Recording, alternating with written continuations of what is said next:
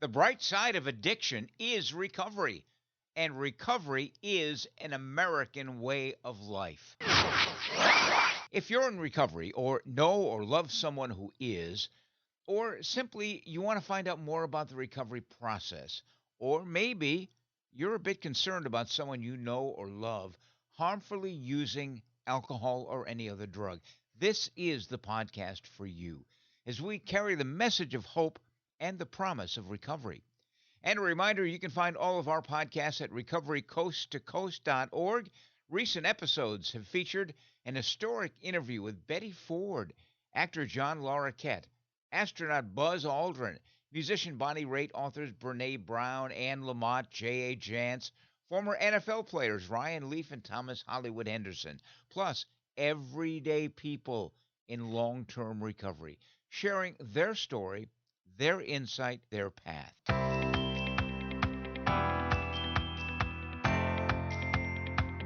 Welcome to Recovery Coast to Coast, the national podcast. In this edition, we're going to talk about the treatment that leads to long-term recovery. We're going to do it with the CEO of NAATP, the National Association of Addiction Treatment Providers. His name is Marvin Ventrell. He also happens to be a guy in long-term recovery. Here's a quick clip from today's podcast and our chat with Marv Ventrell. So I'm a lawyer and I'm an association director. I'm also a person in long-term recovery. I'm all of those things, right? The long-term recovery doesn't qualify me to be the CEO of this organization, but it sure informs how I execute my job. And so I know what it looks like to be dying and hopeless. I know what it feels like to be dying and hopeless, and I know what it feels like to come out on the other end.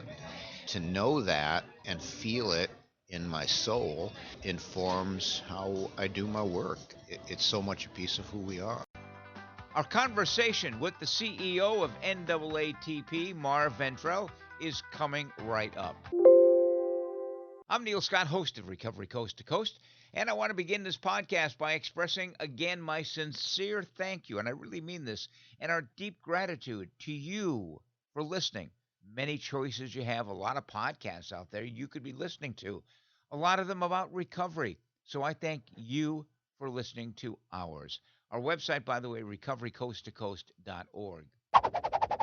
Following 15 years of nightly broadcasting on iHeartRadio in Seattle, our podcast features interviews with everyday people in recovery, as well as clinicians, authors, and recovering celebrities who offer the promise of hope and the reality of recovery, plus well-vetted resources for individuals, families, and friends. We invite you to enjoy it and to share it with your friends as well. Recovery is as recovery does. And a reminder, if you'd like to get in touch with us, we'd love to hear from you. Our email address is recoverycoasttocoast, one word, at comcast.net. We'd love to hear from you. Recovery Coast to Coast is supported by Sundown M Ranch, one of America's oldest, least expensive, and most successful treatment programs.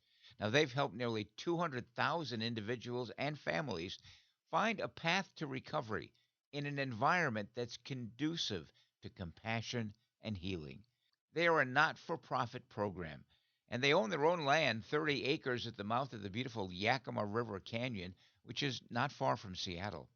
And their treatment is state-of-the-art, nationally recognized, and is in network with most insurance programs. And not only do they treat adults, they also have a highly effective assessment and treatment program for adolescents, which uses a multidimensional approach with certified counselors and medical professionals. They're all fully committed to the highest quality of treatment. The adolescent program at Sundown M Ranch is gender-specific, separate wings for males and females, and you can take a look-see at the patient rooms at sundown.org/gallery. The philosophy of treatment at Sundown has three main objectives: arrest the disease, provide needed support in the recovery process, and guide the patient back to a healthy, productive life. I could not be prouder to have them as a supporter and a sponsor of Recovery Coast to Coast. Sundown M Ranch, where recovery begins. Sundown.org. I love coffee, and perhaps you do too. And if not, well, grab your favorite beverage as we share a conversation with a person in long term recovery who has guided the top program in America that fosters quality treatment with the highest degree of ethics. There's a lot of bad actors in the treatment field. None of them are members, however, of NAATP. Marv Ventrell is the CEO, and he's guided this organization to new heights over the past 8 years. NAATP recently held their 44th annual Leadership Conference. It was in Washington, D.C., and Marv Ventrell carved out some time to talk about the conference, the state of treatment and recovery in America, and an update on the FORCE program. That's the Foundation for Recovery Science and Education, and the challenges that lie ahead for the field. Now, here is that conversation. Welcome back once again to Recovery Coast to Coast, America's voice for recovery. Great to have you with us. We are taking you on the road to Washington, D.C. It is the 44th annual conference of NAATP. That's the National Association of Addiction Treatment Providers. And joining us in this segment is an old friend for the last, 8 years, I think? Yeah, exactly. 8 years. Marvin Ventrell, who is the CEO of NAATP.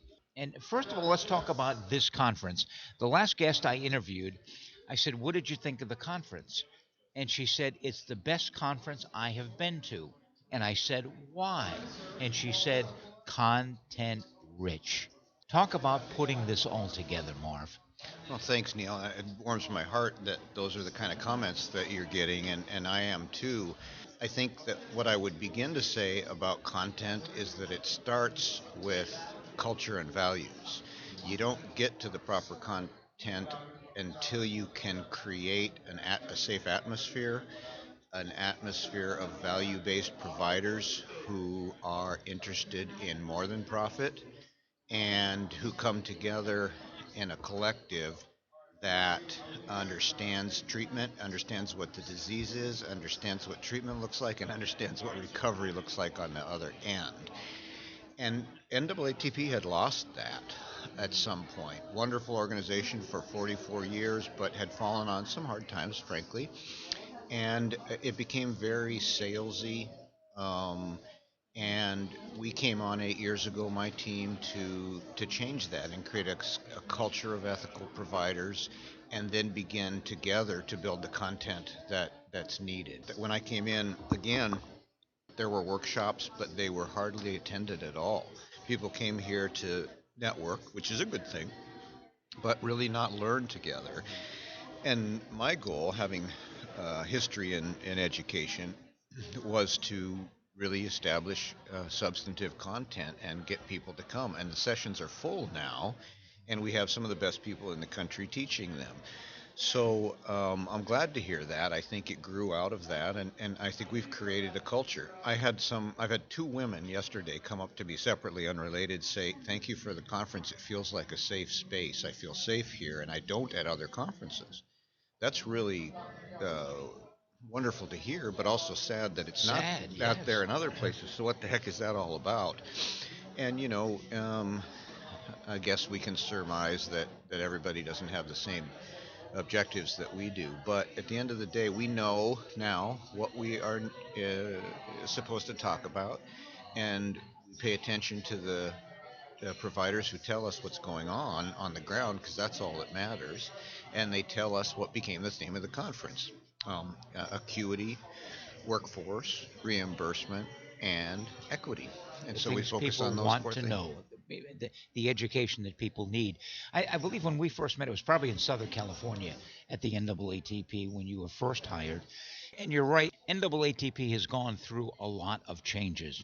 I was around helping Michael Ford start the organization 44 years ago. Yeah. And I have seen the train go down the road, get stuck, turn, almost go off the track, and then you were the right person at the right time for the right reasons, and have taken this and for the last 8 years have really accelerated it. I mean, the content this morning in terms of what's happening with force, and we'll talk about that in just a moment, it's terribly, terribly exciting. What have you learned in the 8 years? You've learned a lot, but if you can narrow it down to one or two things that really stick out in terms of leading this organization on the journey. Well, yeah, that's a big question. Thank you for the kind words. Well, I've definitely learned to listen and ask myself to try to know what I don't know by listening and figuring out what providers need. I'm going to make it fairly simple. And one of the things we had to do when we first came on is simply put an operational structure together, the business piece that could be successful. And when you think about what we are, we're a membership association. The core is to develop the membership. And if you don't have a solid product to sell, you can't sell it. And so our goal was to articulate that we want to be a value-based association and serve the membership. And so we have to develop those products. And the biggest, I don't know if you want to talk about it yet, but the biggest product of all, the granddaddy of all these products, is the outcome study. Yeah. And, that started with a loosely defined outcomes project in 2015 when I was hired that Jessica Swan took over and made something out of and produced the first outcomes pilot. And that led to this piece, because at the end of the day, this field gets nowhere if it doesn't have the capacity to demonstrate on a scientific level the efficacy of treatment. It can't just be you know it when you see it. We do know it when you see it, but that ain't going to get the funding. It can't be anecdotes. It can't be anecdotes. It can't be anecdotal. And so what I've learned is that we have to follow the science and we have to hold on to the spirit. And that's a kind of a tall order. That's kind of a heavy lift, because you get people polarized in the same way that our country is kind of polarized. With the old, is it science or God? And the answer is, that's a false binary. The answer is yes. God likes science, I'm pretty sure. And so, we have to follow the science and be willing to evolve, but also continue to understand that this is a psychosocial spiritual disease centered in the brain, and bring the best of our traditions, the 12-step traditions, forward. So I think the answer, as I talk to your question of what I've learned, is that I've learned that we have to blend the best of what we have done with what we can now learn. Mm. Tell me about your recovery and perhaps how it factors into what you're doing today. Yeah, it's not a requirement to be in recovery to work in this field. I think that treatment centers ought to hire folks who are qualified to do this work, to do the therapy, regardless of whether they have themselves recovered from the disease of addiction. But life experience, lived experience that you can articulate as a recovering person is also extraordinarily valuable. So I'm a lawyer and I'm an association director. I'm also a person in long-term recovery. I'm all of those things, right? The long-term recovery doesn't qualify me to be the CEO of this organization, but it sure informs how I execute my job. And so I know what it looks like to be dying and hopeless. I know what it feels like to be dying and hopeless, and I know what it feels like to come out on the other end. To know that and feel it in my soul informs how I do my work. It's so much a piece of who we are. One of the most exciting things that I have seen over the last 8 years of your administration is the FORCE program, the Foundation for Recovery, Science, and Education. Where did that come from? How did that come together? And where is it now? And where's it going? It's a lot of questions, but I need answers. Well, thanks. So it's the biggest thing we've ever done. It's the heaviest lift. It's arguably the most important thing we've ever done. It is the project by which addiction treatment, substance use disorder treatment, takes its rightful seat at the table of healthcare. right? We do not get where we need to go unless we are a legitimate member of the healthcare community within behavioral healthcare, and we don't get there without the science. And so it originated, as I said before, with our original outcome study. And then in February of 2020, you recall that's about a month before the world changed pretty dramatically. In February of 2020, our board of directors met in San Diego, and I pitched the creation of a foundation that would be focused on researching outcomes and studying patient data across the country.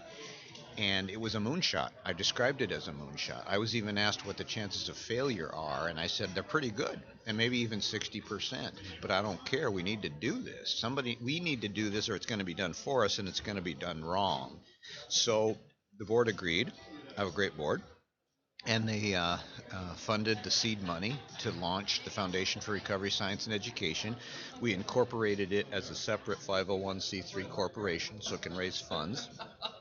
And then COVID hit. At the same time, I hired Dr. Annie Peters to run FORCE. It wasn't called FORCE initially, but that's just a detail. There was a question of whether now we should pull back because COVID had hit and everything's changing. And we made the decision not to. We made the decision to forge forward and build the infrastructure, and we did. And within about 20 months, we began signing up treatment centers to send in data of their patient demographics, treatment, and to the extent that they can, the outcomes that follow. So it's the biggest study of its kind. We have over 100,000 unique patient episodes already in the data pool. And here's what's unique about FORCE, and this is why it's working. It's also why it's hard. In the past, companies have developed a product to collect outcomes with, and they sell that product to the treatment center, and the treatment center uses that. Well, there's a bunch of them, and treatment centers aren't going to agree on which one to use. So what we decided we had to do, which is why this was so hard, was create a technological system that would accept data from whatever source the treatment center collects it with. So whatever EMR, electronic medical record you have, whatever patient reported information you have, you can send it through our API, which is a technology tool that, think of it as a tunnel that takes the data from however the heck you collect it and pushes it through into our database. And that's why this works. That's why we already have over 100,000 unique patient episodes to study. But it also makes the data dirty, right? Because it comes in sloppy, as opposed to if it was a single clean instrument. So the work on the cleanup end, in order to study the data, is huge. But that's what we've got the team for, and we've got wonderful data scientists headed by Annie Peters.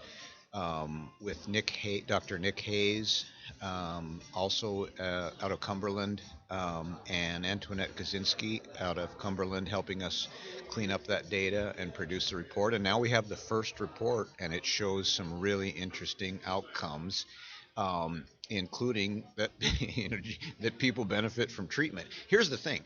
The country has always done some studies of people needing treatment and what happens to them, but they've never studied what happens to people who engage in treatment. This sounds really simple, but that we've always focused on the larger external. What we really want to know is what happens if you do in fact go to treatment, and the data are really good. The outcomes are really already show clear efficacy. It's never going to be what's your success rate. Nobody can, the programs that say we have a 90% success rate, things like that, that's a made-up number. Yeah. But what we can show is that people who engage in certain kind of therapies show certain kinds of progress, and that's what we need to do. It's amazing, and Annie is brilliant. She was the right person at the right time also. Yeah, well, if I've done anything right as a CEO, it's hiring good people and then letting them do their job. And you don't call them staff, you call them team. Yeah, we do call them team. Yeah. Occasionally the word staff will slip out, and there's nothing wrong with that, but we're a team. Look, when I took over in 2015, there was no staff. I bought a cell phone and a computer with the company's money, And then I went out and hired Katie Strand, who Oh my becomes our gosh. chief operating officer, and she and I built this thing, and it wouldn't exist without her. Yeah. And now we've got 10 staff members, and they are the team.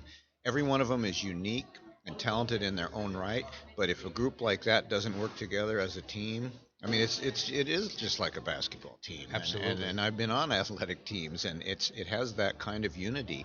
We take care of each other, we support each other, we argue with each other, and together we do the work. But thank you for saying that. I'm very proud of that. Yeah, yeah. You are the coach. Yeah, yeah, yeah, And yeah, they yeah, get it done. yeah. What are the goals for NAATP for, say, the balance of 2023 on into 2024? Well, the primary goal will be to continue to develop the foundation, but also provide all of the other resources, not the least of which is public policy advocacy. So this afternoon we train up our group in how they should advocate for themselves on the Hill, and then tomorrow we take everybody to Capitol Hill to meet with their representatives and senators to talk about what's actually happening on the ground and the kind of work that needs to be done in Congress to make our jobs possible. I've always said, as a young lawyer, I was told that I had two jobs. One was to represent the client in front of me the best I could, and at the same time, work to improve the system so that I could represent the next client better. And so that's the thing. We do our job the best we can in this field, but we also want to make it better so that we can do our jobs better, and that's the public ad policy piece. So we're growing that significantly, including developing state programs. It's called our ASA. And so now we have about 20 state programs because at the end of the day, all politics is local. That's really where the rubber is going to hit the road. So another big piece of our work is outcomes. The last thing I would mention, and there are lots of initiatives, is reimbursement. If we don't get paid, we can't do our work. Right. No margin, no mission is a saying that is true. Parity is still violated on a regular basis. Insurance companies don't do what they should do under the law, and we have to continue to advance reimbursement processes so that we can do our job. And certainly that all factors into Hill Day of going up to Congress and talking to representatives and senators and letting them know what you're doing, what the needs are of this field.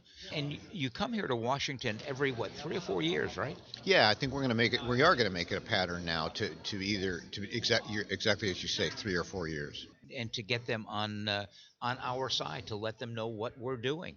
Yeah, nobody understands this better than the people who are in this association, Right. and so congressmen, women, senators need to hear from people who actually know what goes on in this disease and how to treat it. And we're the best advocates for this work that you can gather. So And you're training them this afternoon to do that. A lot of people say, well, I feel kind of funny. I don't think I could go before a senator or representative. But you kind of ease them along and educate them and how to do it. Absolutely. I said to the group this morning, in fact, that if you feel like you might not be qualified to do this, if you think it's really not your thing, if you feel a little nervous about doing it, you're exactly the person that needs to do this. And it's simply a matter of telling the truth, telling your truth, right? It's not about being an expert in policy. It's about telling the person in front of you what's needed in order for people to survive. And all of us can do that. And there's some training involved, but at the end of the day, it's people who understand just telling the truth. Yeah. And I've always said here on Recovery Coast to Coast that everybody who is in recovery has a role to play in advocacy. Everybody can do it, even if it's just picking up the phone and calling your representative and telling your story, sharing your story and letting them know. That may be the only story they hear about addiction and recovery, and it's an important one. Everyone is an important one. Talk about the importance of diversity, equity, inclusion, and belonging. That's been talked about a lot here at this conference. Thanks. I'm a privileged white male. The system was built for me. The social contract's a fair deal for me. Treatment was a good deal for me. It was built for me. It was built for middle class white males. And we have a higher success rate in terms of getting well, and it's because we can get the care we need. That is simply not true, especially for people of color in this country. Social determinants of health care is, is palpable. Where you sit in society, socially and economically, will determine how long you live. And my goodness, we have to face that reality. So, no one can do that better than people who are guided by the principles that we believe in. And if we don't make treatment accessible to all, we're not actually even living our own spiritual program that we talk about, right? We're the, in 12-step world, we're the only big book that some people may see. Right. And so we have to, here at NAATP, talk the talk. And so we launched our diversity, equity, inclusion, and belonging in the summer of George Floyd. I'm sorry it took us so long to do that, but we did it, and we're not backing down, even though there's some backlash in the world right now against DEIB programs. So, we've got a wonderful group of folks that are helping bring this along. And as a privileged white male, I have power. And, so you may not see me as the face of diversity, but I need to be one of the faces of diversity, because the change has to come from those of us who are holding the power and the purse strings. And so I've been as vocal as I can be about this. And everybody doesn't love it, right? We've had some pushback, but we're not moving back. We're going to move forward. NAATP is in all but 2 states in the country. What are the 2 states? And if people are listening in those states, let's get a member there. Yeah, for sure. Thanks, Neil. Our biggest population centers, predictably, are Southern California, Florida, and the Northeast. We're well represented throughout the rest of the states except for North Dakota and Wyoming. And so my home state of Montana has membership, and that's not exactly a population center either. So we got to get North Dakota and Wyoming on board. And yeah, if anybody knows a treatment program there, we got to get them signed up. They need to be part of the solution. Yeah. When people ask me about going to treatment, finding a good treatment center, because there are many treatment centers across the country, and a lot of them are bad actors with good advertising. Yeah, that's right. And good marketing, and you don't know. Well, there's a number of things, and one of the things I say is find out if they are a member of NAATP, because mainly of the ethics program that you have. Yeah. Well, you've always said that, and I'm grateful for it. It's a completely scary and confusing marketplace for the consumer to navigate, and they're in a crisis when they're doing it, whether they're the patient. And vulnerable. And so vulnerable to be taken advantage of, and we've seen some horrible things. So people have to have indicia of quality, and they have to know what those indicia of quality are in order to find good treatment. And so that is why NAATP requires all of its members to be licensed for all services in all locations, accredited for all services in all locations, follow our ethics code to the T, and aspire to the guidelines of our quality assurance guidebook.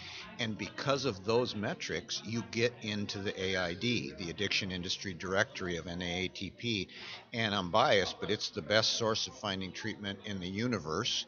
And if you go there, you'll see nothing but our members. You won't see them advertised based on anything other. Well, you won't see them advertised. You simply will see them listed. And you'll see them listed in as transparent a way as possible. The closer here's what we like to say, the closer you look at an NAATP member, the better the NAATP member looks.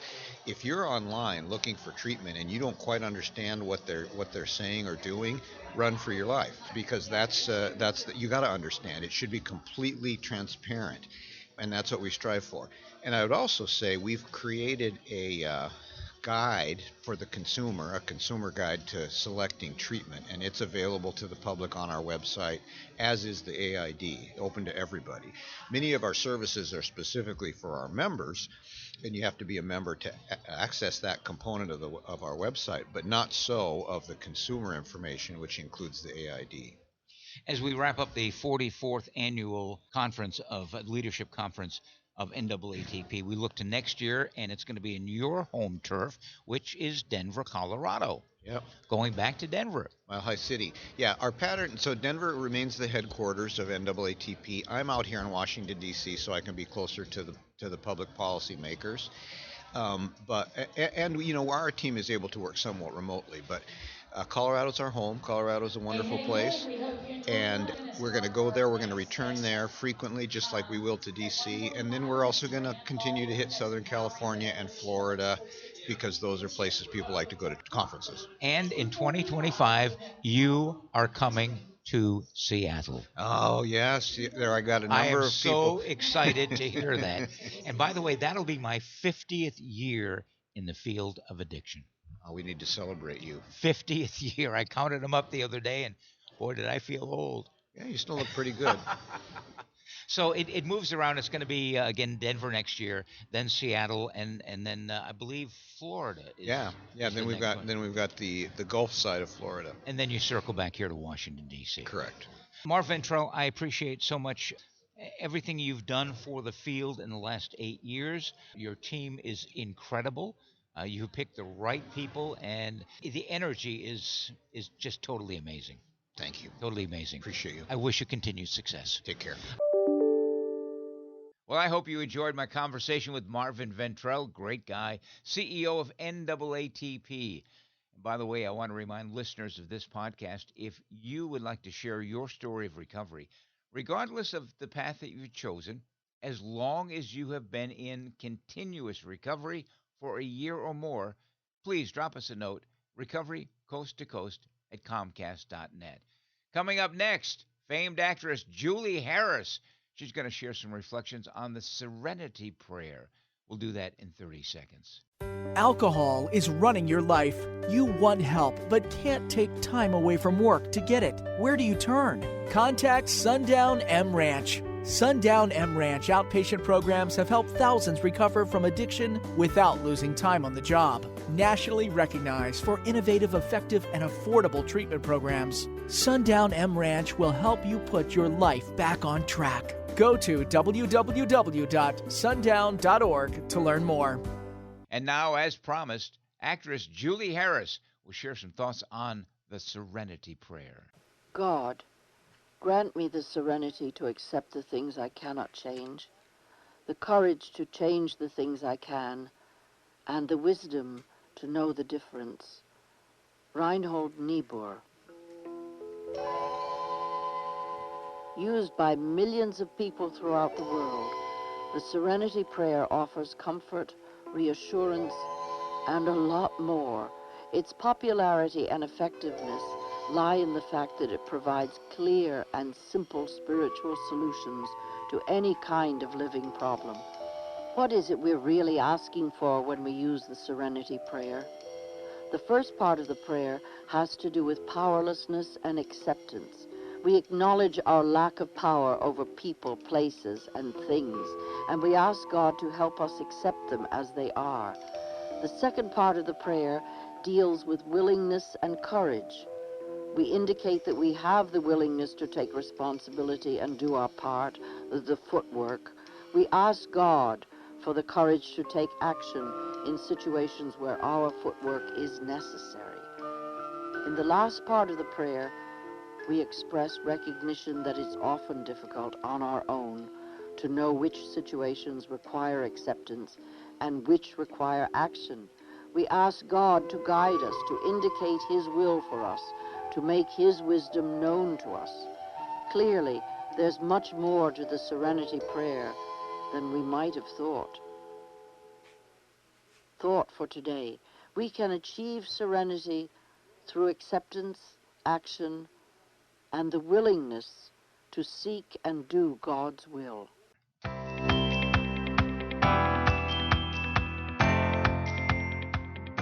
That wraps up this edition of Recovery Coast to Coast, the national podcast. If you've enjoyed our podcast, please share it with your friends. You can do that via social media or simply tell someone about it. You can find all of our podcasts at recoverycoasttocoast.org. And again, if you'd like to get in touch with us, our email, recoverycoasttocoast@comcast.net. Also, please hit the subscribe or follow button. It's free, and you'll be notified the next time we publish a podcast. And remember, if you know someone who's experiencing problems with alcohol or any other drug, here's a 24-hour national helpline. It offers free information. and confidential treatment referrals. And they have Spanish-speaking individuals available as well. The number is 1-800-622-HELP. And we encourage you to check out findsupport.gov. One word, findsupport.gov. It's a brand new website designed for individuals, families, and friends, including how to pay for treatment, including low-cost treatment and free treatment options. Again, findsupport.gov. And join us next time for America's Voice for Recovery, Recovery Coast to Coast. And another shout out to our sponsoring organization, Sundown M Ranch, where recovery begins, sundown.org. I'm Neil Scott, reminding you to stay healthy, live in gratitude, and be kind to others. Remember, the bright side of addiction is recovery. Pass it on.